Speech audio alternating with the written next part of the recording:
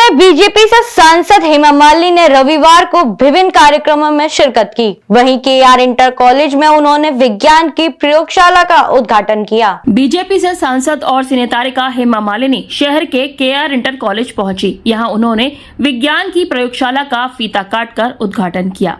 आपको बता दें कि प्रयोगशाला और कॉलेज के पूर्व छात्र अनुराग गोयल के द्वारा जीर्णोद्धार कराया गया है, जिसका उद्घाटन करने के लिए मथुरा की सांसद हेमा मालिनी मुख्य अतिथि के रूप में पहुंची। इस दौरान वहां पर मौजूद कॉलेज के प्रिंसिपल एवं अध्यापकों ने सांसद महोदया का स्वागत सम्मान किया एवं स्मृति चिन्ह भेंट किया। इस मौके पर मथुरा के जिला विद्यालय निरीक्षक भी मौजूद रहे।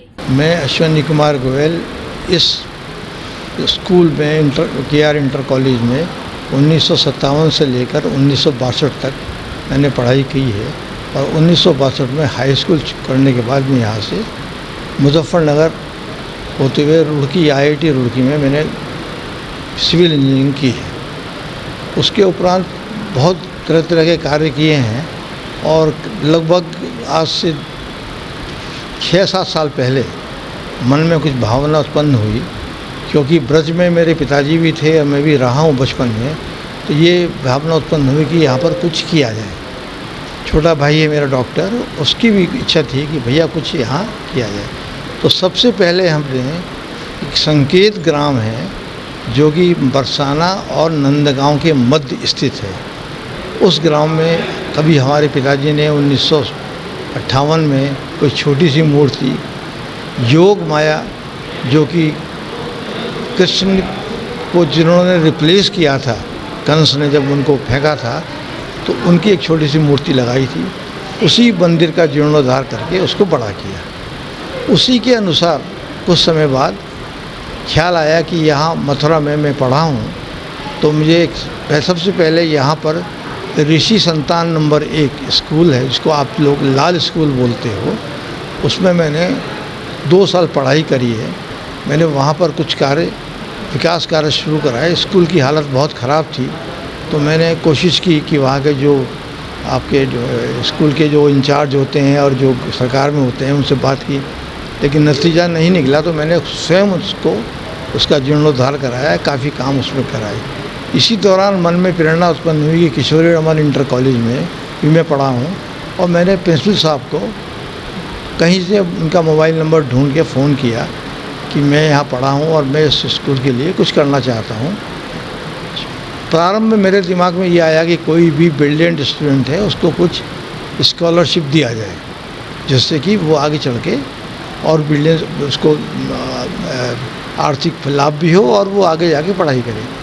प्रिंसिपल साहब ने कहा कि चलो वो तो आपका आइडिया अच्छा है, लेकिन यहाँ बच्चों को पानी की दिक्कत है। तो फिर वो क्रम शुरू हुआ और यहाँ पर वो RO का उन्होंने रिपेयर कराया। नया RO लगाने से उन्होंने कहा कि खर्चा ज़्यादा होगा, तो मैंने कहा ठीक है, जैसे आपकी इच्छा हो वैसा करा लीजिए। तदनुसार उन्होंने बताया कि स्कूल में पंखे बहुत कम हैं, तो मैंने कहा भाई आप बता दीजिए, पंखे मैं लगवा देता हूँ। तो 60 पंखे उन्होंने बताया कि कम हैं। तो मेरे कि यहाँ मित्र हैं अग्रवाल जी, इनका बड़ा बिजनेस है। मैंने ऐसी उनसे बात करी, बोले भैया आप अश्विनी आप चिंता मत करो, पंखे मैं लगवा दूँगा। पंखे उन्होंने लगवाए, मैंने जो भी उसमें सेवा थी वो कर दी।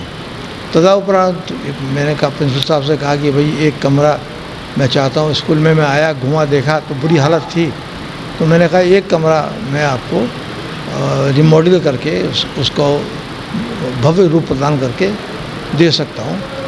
उस प्रिंसिपल साहब ने बताया कि 2-1 लाख रुपए खर्चे आएंगे। तो एक कमरा हुआ। फिर उसके बाद मैंने कहा उसी विंग में कितने कमरे हैं, उन्होंने बताया कि 3 कमरे या 4 कमरे हैं। मैंने कहा उन चारों को ले लीजिए। फिर दूसरी विंग में कुछ कमरे थे।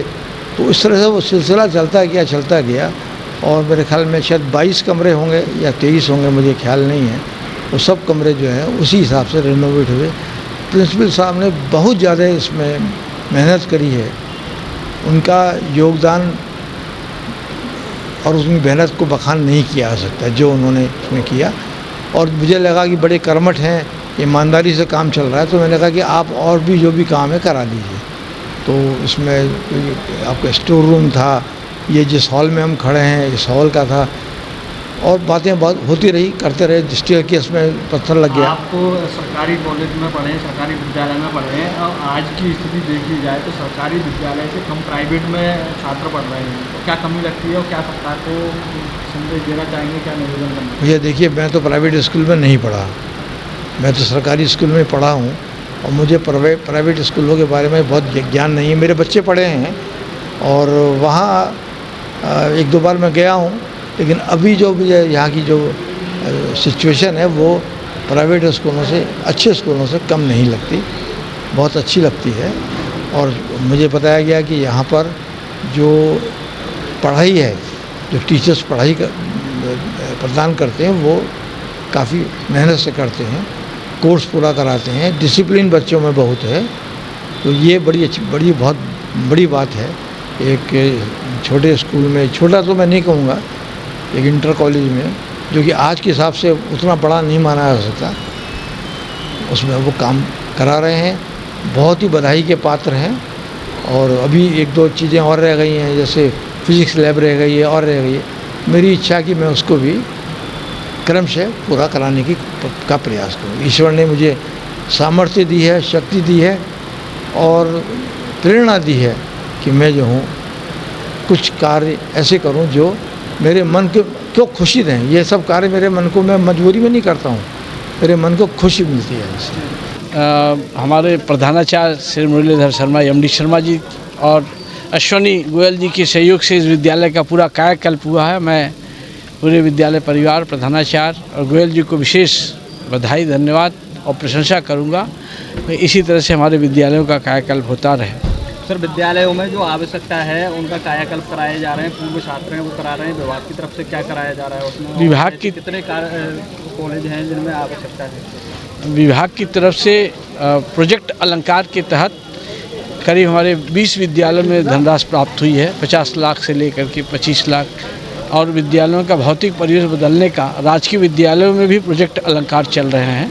तो हमारे सरकारी जितने भी विद्यालय हैं, चाहे सहायता प्राप्त हो, संस्कृत विद्यालय हो या हमारे राजकीय विद्यालय, सभी में प्रोजेक्ट अलंकार चल रहा है और व्यवस्थाएं ठीक हो रही हैं। भौतिक परिवेश विद्यालयों का सुधार हो रहा है। कुछ विद्यालयों की जर्जर हालत है, उनके बारे में क्या कहना है, उनका सुधार कैसे? सभी विद्यालयों पे हम क्रम प्रोजेक्ट अलंकार के तहत लिया जा रहा है और विद्यालयों में कायाकल्प के तहत, जन सहयोग के तहत भी अच्छा परिवर्तन किया जा रहा है। भौतिक परिवेश में सुधार हो रहा है।